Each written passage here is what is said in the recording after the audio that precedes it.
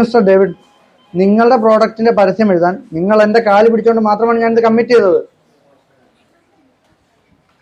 എന്നിട്ട് കാര്യം കഴിഞ്ഞിട്ട് ഒരുമാതിരി ഉണ്ണാൻ വിളിച്ചിട്ട് തുണി പോയി കാണിക്കുന്ന പരിപാടി എന്റെ അടുത്ത് കാണിക്കരുത്. നടക്കില്ല. No way. No no no. If you have a heart of gold, it's enough. Cut the gold. തനിക്ക് എന്താണോ വേണ്ടത്? ഹായ് സാർ, എൻ്റെ പേര് വിനോദ് എന്നാണ്.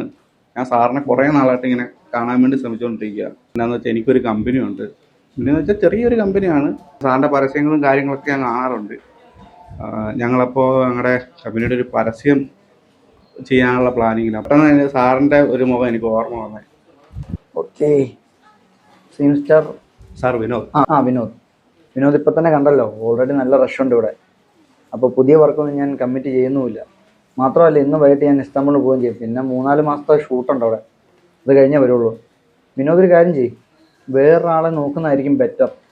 വേറൊന്നും എന്നോട് തോന്നരുത്, എൻ്റെ അവസ്ഥ അതാണ്. ഇല്ല സാറേ, ഞാൻ വളരെ പ്രതീക്ഷയോടെ ഇങ്ങോട്ട് വന്നത്. ഞാൻ ചെയ്യുവാണെങ്കിൽ സാറിൻ്റെ കൂടെ ഞാൻ ചെയ്യുന്നുള്ളൂ. അല്ലേ ഞാൻ ഈ പ്ലാൻ ഡ്രോപ്പ് ചെയ്യാന്നുള്ളതാണ് എൻ്റെ ഒരു കാര്യം ചെയ്യും. എൻ്റെ പ്രോഡക്റ്റ് ഒന്ന് കാണിക്കും. ഈ നോക്കിയിട്ട് ചെയ്യാൻ പറ്റുന്ന കാര്യമാണെങ്കിൽ ഞാൻ എനിക്ക് തരാം. അല്ലാന്നുണ്ടെ തന്നെ നിർബന്ധിക്കരുത്.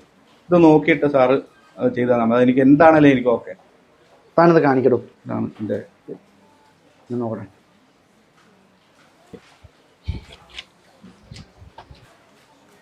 എടൂ, ഞാൻ ആദ്യമായിട്ട് ഇങ്ങനെ ഒരു വർക്ക് ചെയ്യുന്നത് തന്നെ. എന്തായാലും ഞാൻ എൻ്റെ മനസ്സിൽ ആശയം വന്നിട്ടുണ്ട്.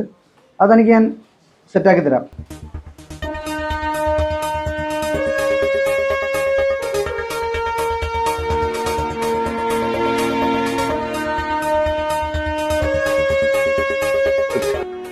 എടോ വിനോദേ, എനിക്ക് തോന്നിയൊരാശയം ഞാൻ ചെയ്തിട്ടുണ്ട്.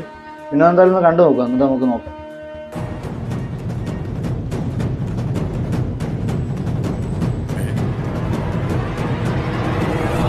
ഞാൻ ഇവിടെ വന്ന് വെറുതെ ആയില്ല സാർ.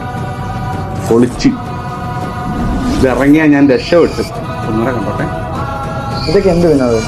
കണ്ടു നോക്ക്. സിംഹാസനം ആരായാലും തൂറിപ്പോ. സാറ് പറഞ്ഞ കറക്റ്റാ.